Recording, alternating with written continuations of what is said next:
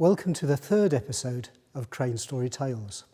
Today I'm going to be looking at the two carriages behind me. They're carriages which come as a pair. As you can see, there is a small connecting corridor between the two.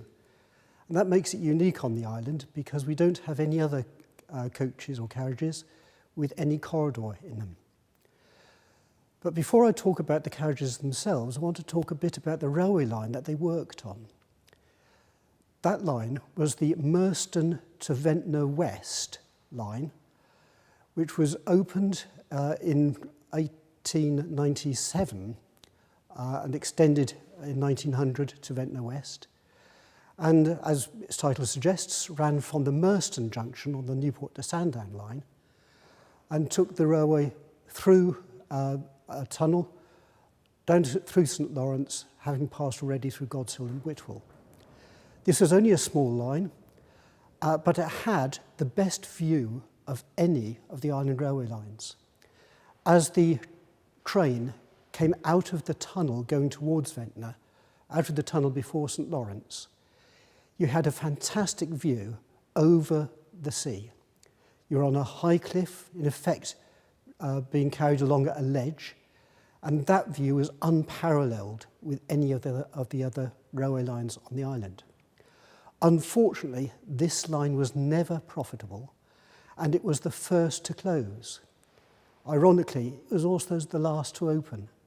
It ran from 1900 to 1952, and as I say, it was the first of the railway lines to close. The carriage on the left was built in 1897. The carriage on the right was built in 1889. They were both originally built as six-wheelers. In other words, as well as having the wheels at each end, there's also a pair of wheels in the middle. But these were removed when the two became united for the Sheppey Light Railway. And they were then turned into what's called a push-pull set and transferred to the Isle of Wight to operate on the line I mentioned.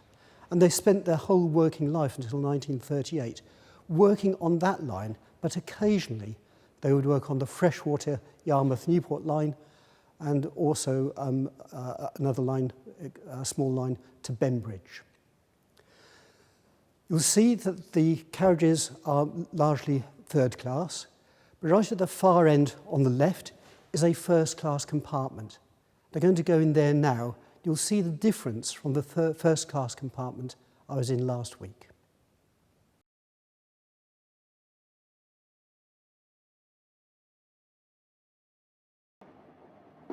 On the island, we don't have a royal carriage as such.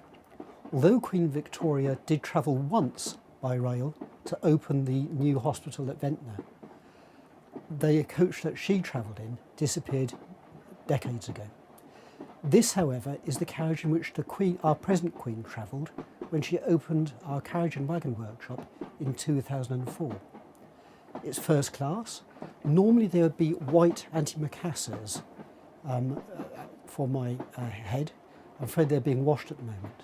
They're called antimacassars because there used to be the fashion of using macassar oil in one's hair, and that stained upholstery it came into contact with. And so there were white cotton or linen covers which would just protect the upholstery from that.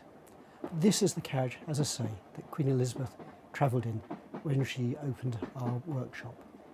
It's comfortable, it's like sitting in an armchair, and there's even a carpet on the floor. But I'll now take you through to the rest of the compartment, which is called a school saloon.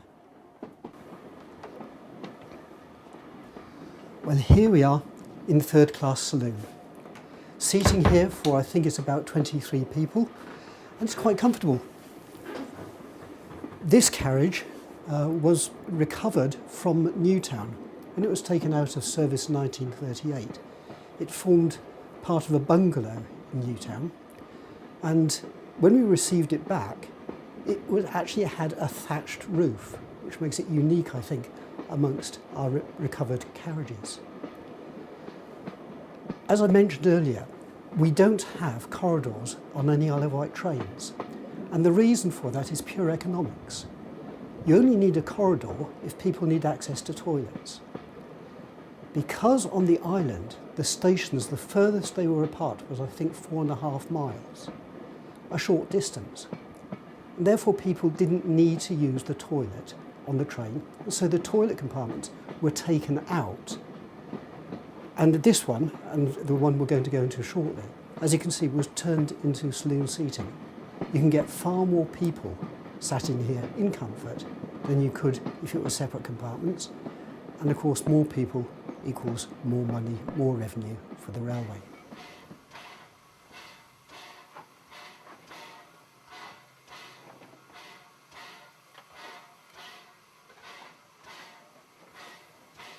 This compartment, when it was taken out of service in 1938, actually became a bungalow on Gurnard Marsh.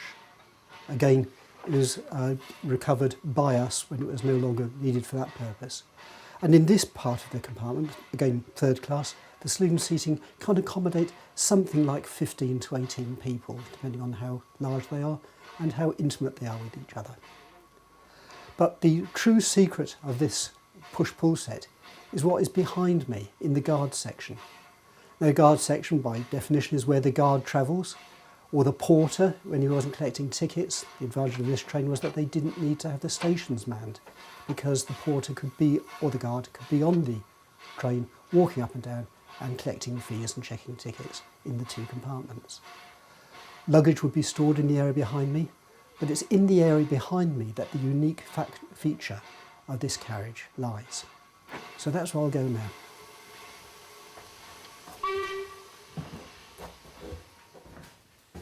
Now, normally on a railway, at the end of the line, the terminus, the locomotive which has been pulling the carriages has to uncouple and then move to the back of the train, recouple to the carriages, and then in reverse pull the carriages back the way it came. It has to do that because obviously the driver would have a very obstructed view if it was going in reverse from the front of the train. And indeed there are rules about one's speed if one was doing that. The advantage of this push-pull set is that there are a set of duplicate controls at this end of the train which the engine driver can use to operate the locomotive, even though the locomotive remains at the, what I would call the front end. But I'll just explain what the controls are here. But you'll see from this sign here that there's a bell system so that the fireman who remains in the locomotive knows what's going on and knows what to do. And he too can signal the driver in the event of an emergency. But I'll start with the controls down here. That is not a steering wheel. That is in effect the brake for this coach. That would be operated by the guard and would lock the brakes on for this coach, effectively immobilising it. To the left there, that is part of the Westinghouse braking system, again operated by the guard so that he can perform an emergency stop with it if necessary. The controls that the driver would use are here on the left. In the corner there is the main regulator. It operates by compressed air, and in effect it controls the regulator from here. Up here you can see that there is a dial which registers where the regulator is, so that the driver knows how open the throttle is in effect. The regulator allows more steam to the engine. The wider open it is, the faster the train goes. Also here is the system for the actual pneumatic air system that links the two together. I understand in practice that because of things going wrong, it was not unknown for the driver to sit here and not control the throttle at all, but by the bell push, there, signal to the fireman how fast and how open he wanted the regulator. So there were times when this didn't work perfectly. These are actually dummy controls. They don't work anymore. And there is one thing missing, and that is there's a small whistle on the outside. There would have been a lever there, a valve for the engine driver to blow the whistle when approaching level crossings and other hazards like that. Various dials up here measuring the steam pressure in the steam chest, the steam pressure for the engine, and also the pneumatic pressure for the controls at this end of the train. One advantage of doing these films is that I can take you into parts of the exhibit where the public aren't normally allowed to go. And that's true of the section we've just been in, the guards section of that carriage. It's a pity that the public cannot see the controls up close.